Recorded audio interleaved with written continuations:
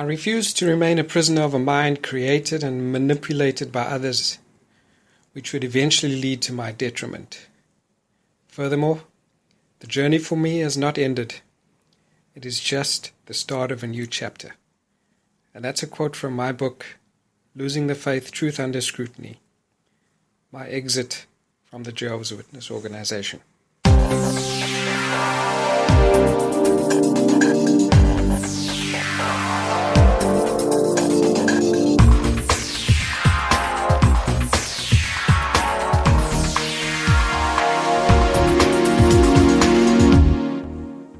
Hey, and welcome to another episode of Cult Life with me, your host, Robin Jackson, all the way from South Africa. I'm glad you could join me wherever you are in the world. Thanks for listening in, thanks for playing, thanks for downloading. And as I said, this show is all about education, and it's about my journey as well. It's about educating, the broader public as well about cults in general, and a bit about my experience with the Jehovah's Witnesses in particular. Tonight I focus on the aftermath of me publishing the book, my very first book called Losing the Faith, Truth Under Scrutiny, and the subsequent fallout with the elders and my official letter that I presented them at the meeting the one evening after their visit. So since the first publication of that book, much has happened in the way of, it became known amongst the communities of Jehovah's Witnesses here in South Africa. And especially it had a profound effect on the congregations that I used to associate with. And there were two. The congregation where I grew up in, down in the Eastern Cape in Uitenhage, and then the congregation where I associated with towards the latter part before I exited the organization. And the result, of course, was expected by me, the subsequent fallout after the publication.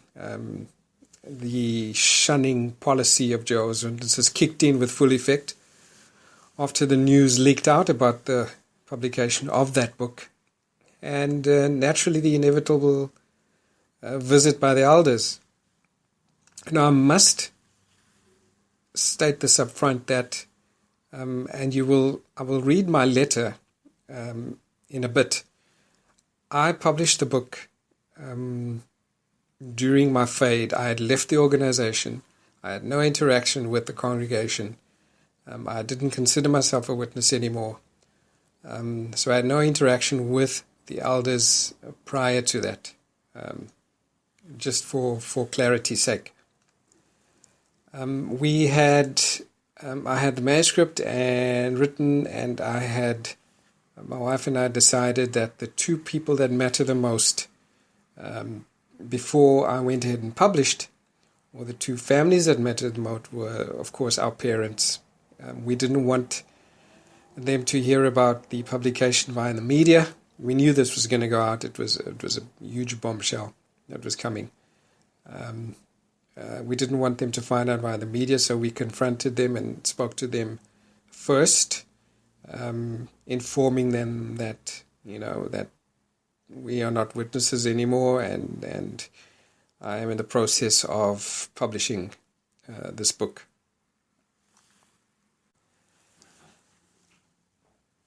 So after the initial visits from to the parents, and subsequently returning back to our home, publication of the book went ahead together with press releases. Non-witness family members received copies of the book, and the word got around. The Jehovah's Witness community no doubt got word about the book via the grapevine, of course, and as many former witnesses will tell you, news travels at the speed of light in witness communities. Nevertheless, it must have come as a shock and a surprise to many of my former friends and family who were still members.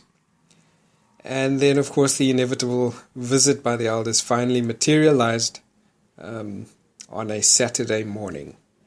Now, I had just arrived home from the previous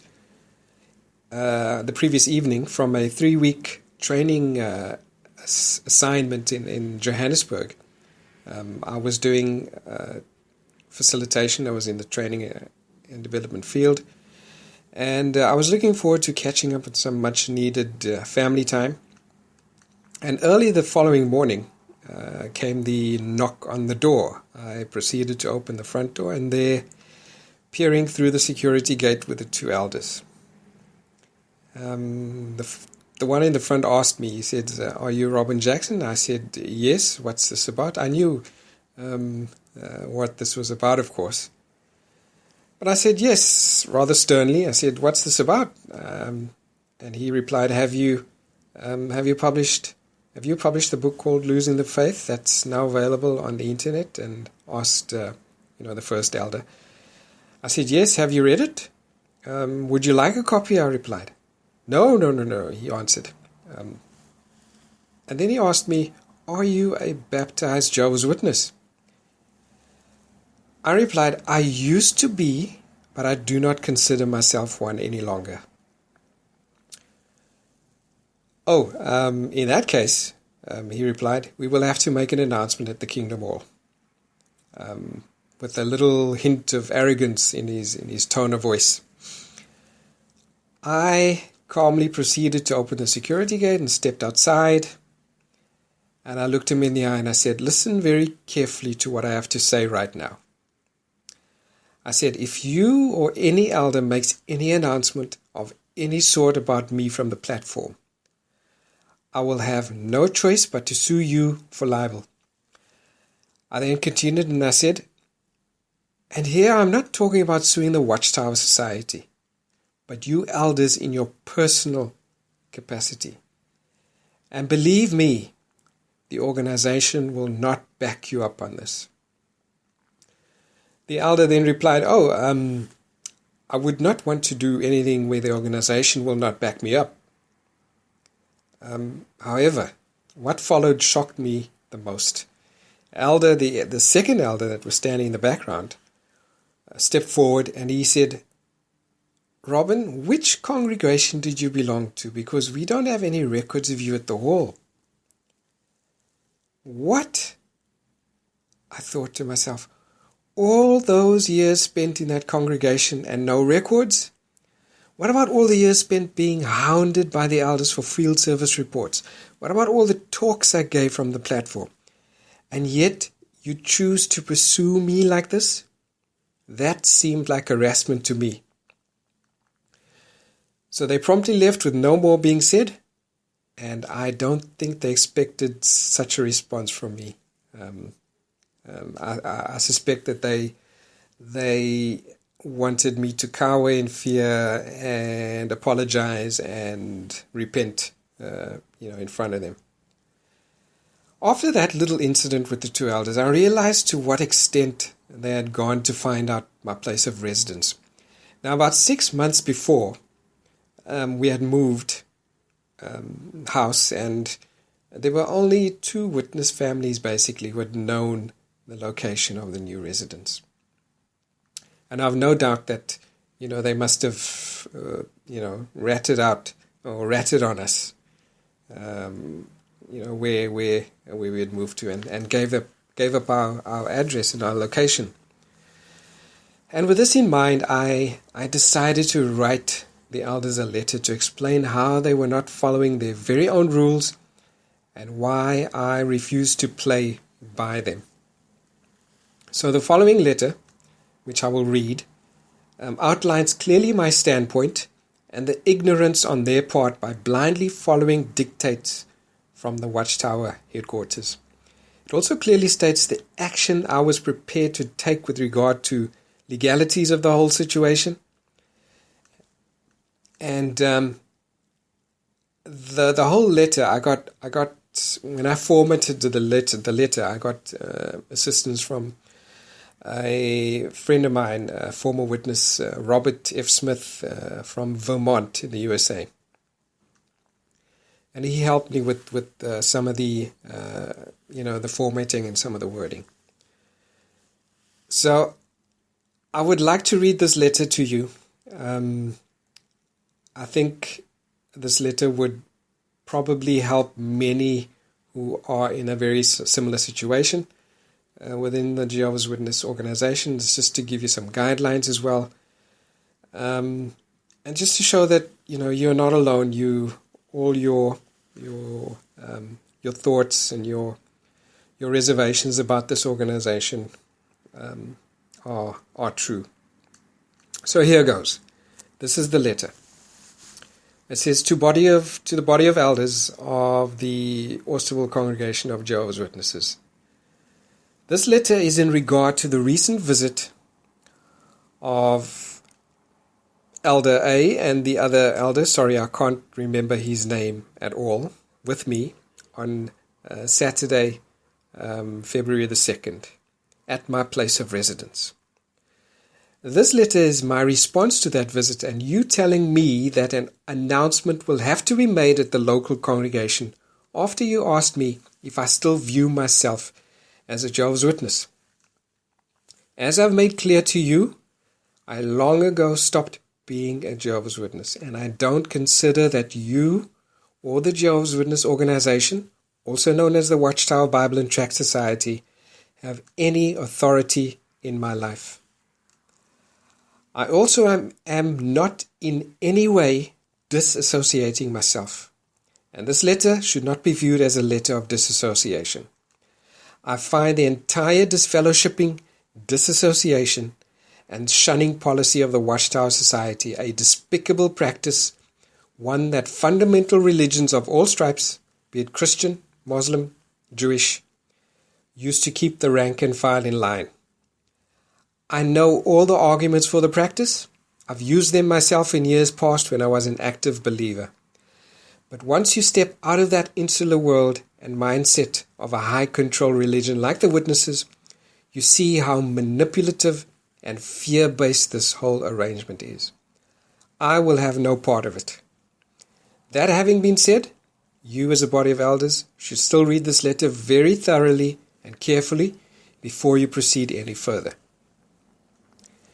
If you as a body decide to take judicial action and disfellowship me and make any announcement to that end, I will feel at that time that I have no recourse but to take legal action against you as individual members of the body of elders of the Austerville Congregation of Jehovah's Witnesses. Understand that clearly. I am not talking about suing the Watchtower Society. The lawsuits will be against you elders individually.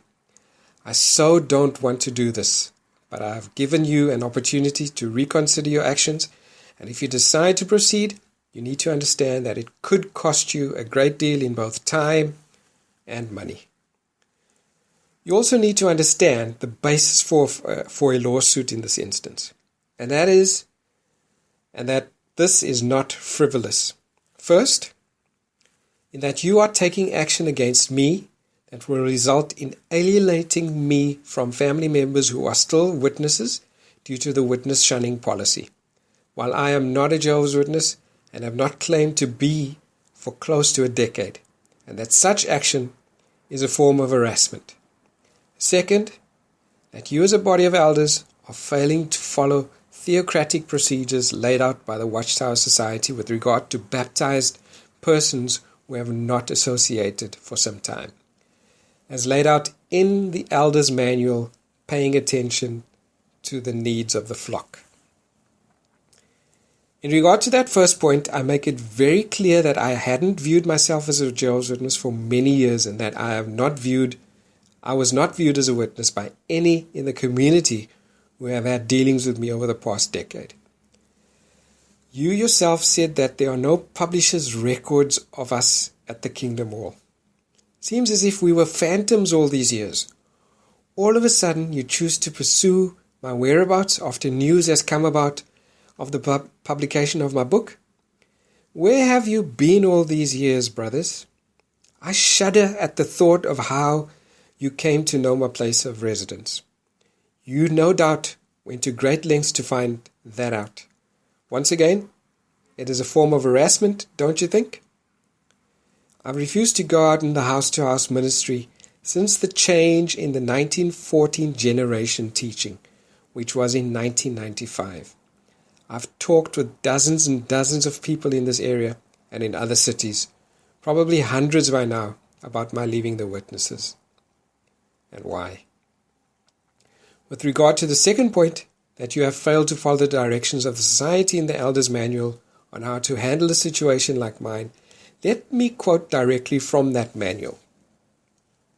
And I quote, it says, "Baptize persons who have not associated for some time. If you learn of serious wrongdoing on the part of such a person, the matter should be investigated if it possesses a threat to the congregation's cleanness and welfare or causes a public scandal. Consider the following. Does he still profess to be a witness? Is he generally recognized as such in the congregation and or the community? Does the person have a measure of contact or association with the congregation so that a leavening or corrupting influence exists? How did the matter become known to the elders? Is the person willing to meet with the committee, thus admitting accountability to the Christian congregation? Depending upon length of inactivity and other factors suggested above, elders may determine to hold the matter in abeyance.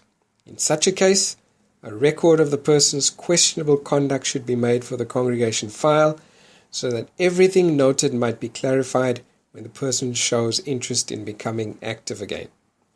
If the sinful conduct is known only to believing family members and no congregation action is taken because of the factors outlined above, believing relatives will likely determine to curtail family association severely, viewing the relative as bad association. If the individual still professes to be a witness and is willing to meet with the judicial committee, the matter should be handled in the normal way. However, when factors such as possible legal action exist, it is best to consult the society before proceeding." And I end the quote. I go on to say in the letter, "From where I sit, you fail to follow these guidelines. Let me tell you why. On the first point, does he still profess to be a witness? No, I haven't for close to a decade. Is he generally recognized as such in the congregation and or the community? This is where we see things differently. Not having been out in the ministry since at least 1995, it's hard to imagine why anyone would think of me as a witness. As far as how I'm viewed in the congregation, no one in the congregation has had anything to do with me for years. I've stopped attending meetings of any kind on a regular basis since. I found the 1914 generation change so disturbing that I decided I couldn't possibly go out in the ministry again. An elder is no longer in your congregation. An elder that is no longer in your congregation may remember inviting me out in service around that time, and my telling him that I was so disturbed that I'd essentially been going house to house telling people something, and the something is that the system will end before the people who saw the events of 1914 die off. That was now certainly a lie, that I felt we should go house to house apologizing for lying to them for the past 50 years. I never went house to house again after that, which is almost a full decade ago. How the society made the 1914 generation change seemed so cynical and self-serving to me. I was simply disgusted by how they handled it. A perfect example of that is how in 1995 the Watchtower Society so very quietly changed the Why Awake is Published statement at the front of the magazine from this. Most important, this magazine builds confidence in the Creator's promise of a peaceful and secure new world before the generation that saw the events of 1914 passes away. That was in 1995, October 22nd. and it was changed to this. Most important, this magazine builds confidence in the Creator's promise of a peaceful and secure world that is about to replace the present wicked, lawless system of things. And that was from the November the 8th, 1995 issue of the Awake. There's a very strong biblical point about what you are if you say something in Jehovah's name, as in the Creator's promise of a peaceful and secure new world before the generation that saw the events of 1914 passes away. And it fails to come true. Check it out in Deuteronomy 18:20-21. To say I found this really disturbing is an understatement. My conscience just revolted. It's sort of ironic that in the greater world outside the Watchtower Society, the organization is most famous for having made more claims about more events and more dates than any other religion, and for having been dead wrong every single time. See that old King of the North lately? When the Soviet Union just simply disappeared in the early 1990s? I don't remember seeing a witness prophecy go up in smoke any faster.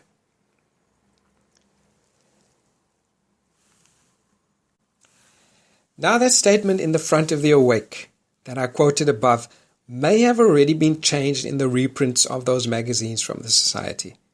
I'm not sure if you are aware of it, but the Society does a good deal of revisionist printing. That is, they'll print a statement that proves to be completely false, and then in later printings of that magazine or book, they'll revise it to take out the embarrassing parts. And a classic example of this is the statement in the January 1st, 1989 Watchtower on page 12, where the article says the hand of Jehovah was with them. As originally published, it says, the Apostle Paul was spearheading the Christian missionary activity. He was also laying a foundation for a work that would be completed in our 20th century. Where are we now? Oh yes, in the 21st century. And the preaching work is far, far from done. Big mistake there.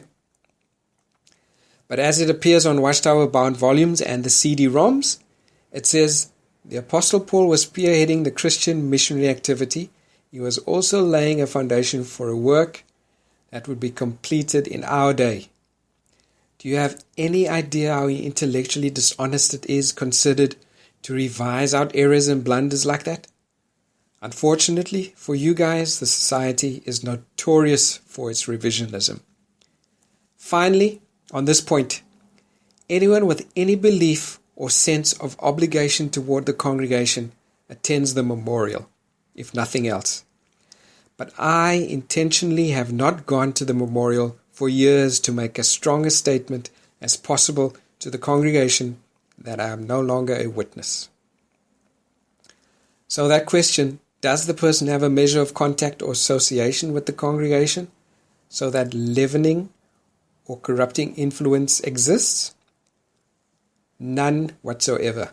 If anyone wants to approach me, they're free to. But I've never approached a witness to try to change anything about their thinking. I see quite a few former witnesses who, like myself, have left this congregation and others around it. We tend to see the corrupting influence as coming from the secretive and fear-based organization of Jehovah's Witnesses itself, not from the outside. It's an easy out to just label someone as a corrupting influence. Labels take away the need to really think about a thing. You can just label it and move on. I know that the standard procedure is to label anyone who leaves as full of pride, or they were stumbled, or they are arrogant, or they fell for the ways of the flesh. I've heard that 1,000 times over the years. Again, it's just a way of using labels so you don't have to really think about things. It's so easy to say, oh, he's full of pride. He thinks he's so much smarter than anyone else. Or Satan deceived him. That way you don't really have to think about why so many thoughtful, intelligent, sincere men and women have left the witnesses. You see, it always has to be because of a weakness or a lack on their part. It can never be for a good reason, a failure of the Watchtower Society, or that the teachings of the Watchtower Society simply don't make sense to a genuinely thinking person. Any organization that has to constantly warn its members against using the internet or looking at any information that might be negative about the organization has a lot to hide. The Society certainly does. Do a Google search on Jehovah's Witnesses and you'll find 1,000 negative websites for every one positive one. Then again, you guys will see that as a form of persecution.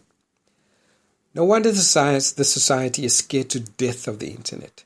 That's got to be very discouraging for you guys. Such a huge amount of accurate, negative information about the witnesses available at the fingertips of a couple of billion people.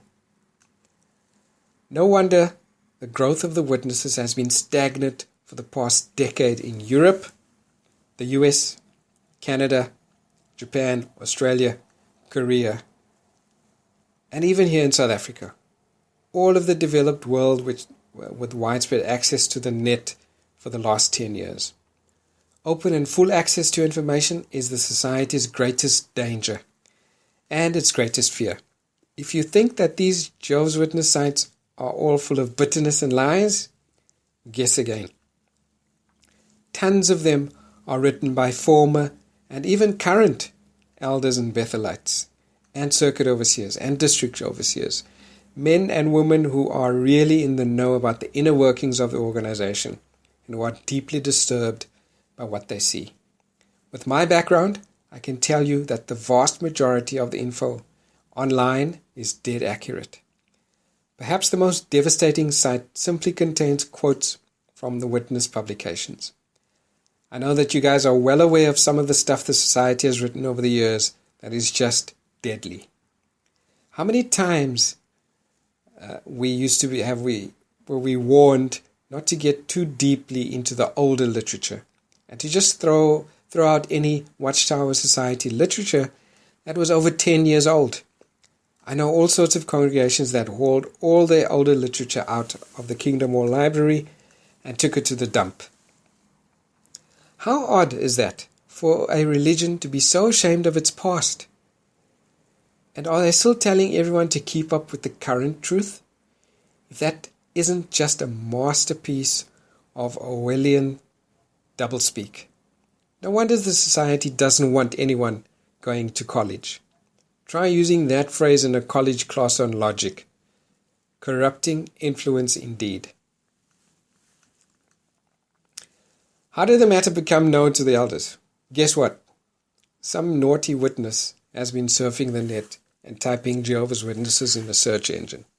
And they possibly stumbled upon my website and my books online. Is this person willing to meet with the committee, thus admitting accountability to the Christian congregation? No, I don't feel any accountability towards the witnesses. Depending on the length of inactivity and other factors suggested above, elders may determine to hold the matter in abeyance. In such a case, a record of the person's questionable conduct should be made to the congregation file so that everything noted might be clarified when the person shows interest in becoming active again. So there you go, brothers, I said. That's the Society's direction to you. A decade of inactivity combined with you not even having any records of me at the hall and total lack of belief in the witnesses should be more than enough time and reason to hold this thing in abeyance. Write it down, seal it up, and discuss it with me when I want to become active again. That'll save us a lot of time, energy, and money. And then there's this final point with regards to someone who's willing to meet with a judicial committee, which I am not. It says in the elders' book, it says, however, when factors such as possible legal action exist, it is best to consult the Society before proceeding. So now you've got the complicating factor, lawsuits against you brothers individually for harassing me years after I left the witnesses, and for your failing to follow the society's guidelines in handling a situation like mine. And you'll find something interesting when you call the society on this. You're pretty much on your own here. The society is very unlikely to provide you with lawyers or legal advice. And the cost of any legal defense will come out of your pockets, not the society's. If this case goes to court, my lawyer and I will want to know if you've gotten any outside legal advice, as in advice from the Watchtower Society, and exactly what that advice was. So please take good notes if you talk to Bethel. My guess is that they will tell you to say they didn't give you any legal counsel about how to deal with this matter, whether they did or not. And you'll have to conscientiously decide whether you could lie like that under oath or not. The society used to call that theocratic strategy, stretching the truth or omitting it. I didn't want to write this letter, and I didn't want to have to start making arrangements to go to court over this, and I certainly don't want to do any harm to you brothers or your families. I simply wanted to be left alone as a former Jehovah's Witness who left the organization years ago and who now views it as simply a lot of silliness taken way too seriously by members who are out of touch with the real world. Having been on the outside for a decade now, I can tell you that Jehovah's Witnesses are no more special than any other group of people. You are no happier or sadder, no more righteous or content than anyone else, despite what you tell yourselves or hear from the platform.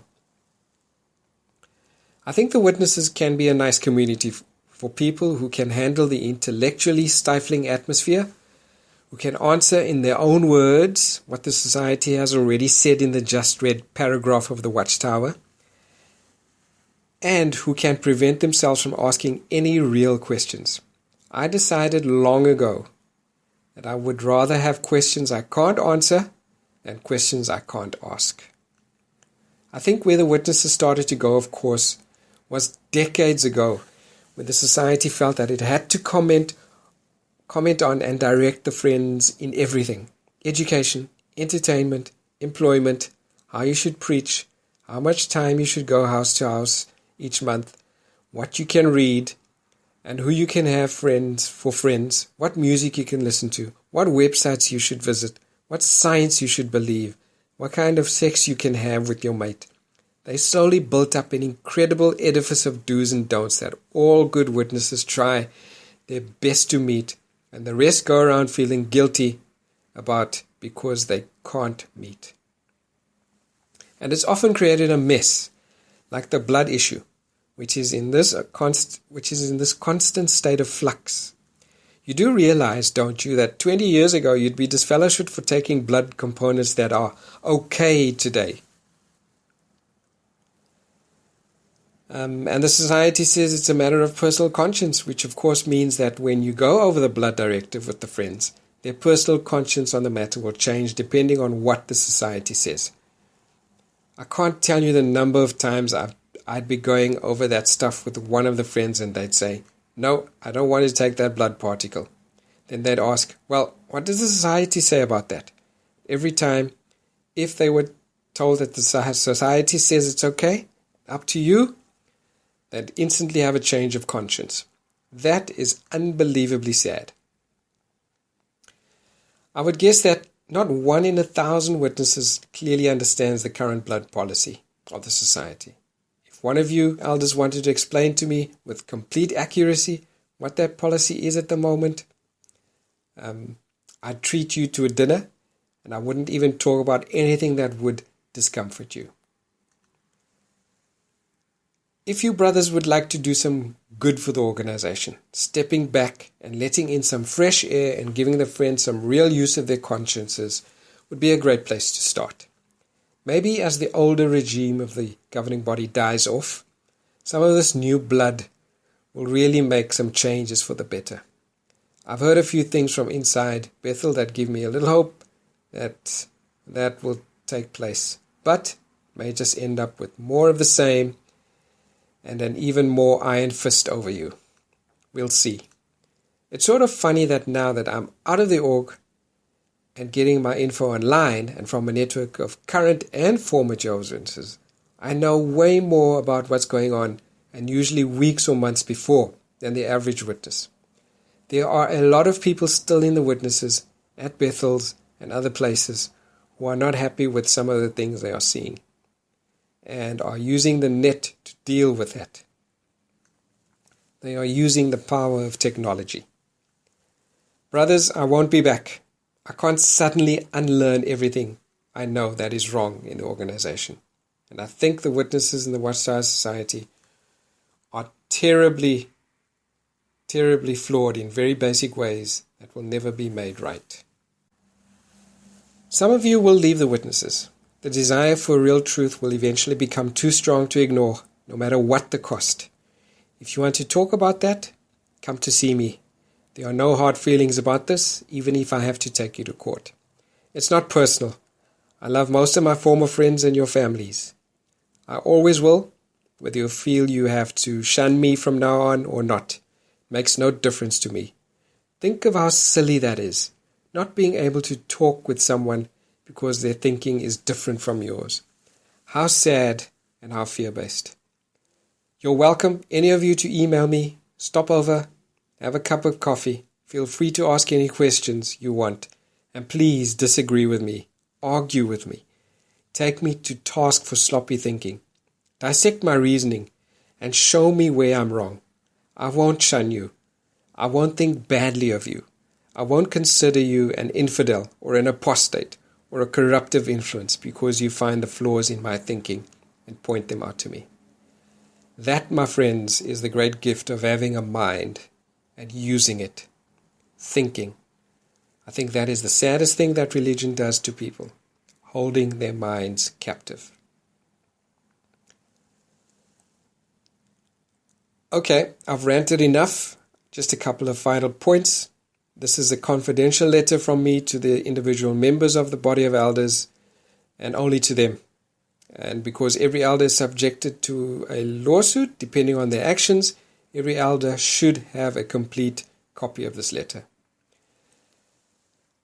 So I'm going to end it there. It was quite a long letter, as you can see. And I deliberately spent a lot of time crafting the letter. And you could hear that I was appealing to their sense of logic in the letter. You can hear I was appealing to their sense of reason. And just trying to make them think about the organization as a whole and how they treat people like myself. The letter is published in my book, Losing the Faith, Truth Under Scrutiny, which is available online. It's available on Kindle, Amazon Kindle. It's also available via Lulu, lulu.lulu.com, together with my other book called Cults, How They Work. But I'll post the links in the show notes. So the aftermath of the book has been quite chaotic at times. I had to deal with a lot. I was interviewed in the media after the books were published here in South Africa. I was interviewed quite a number of times, featured in newspaper articles, because it became a big story. And of course the subsequent shunning happened. But it's been a journey. It's been a great journey. And it's something that I treasure the memories, as I said in my letter. So if you want to read the full letter, go and get the book. I'm plugging the book shamelessly here in this episode. Please do. And read more about it. Read more about the family and how I dealt with that. Thank you for joining me this week. Hope to see you soon next week for another episode of Cult Life with me, your host, Robin Jackson. Bye for now.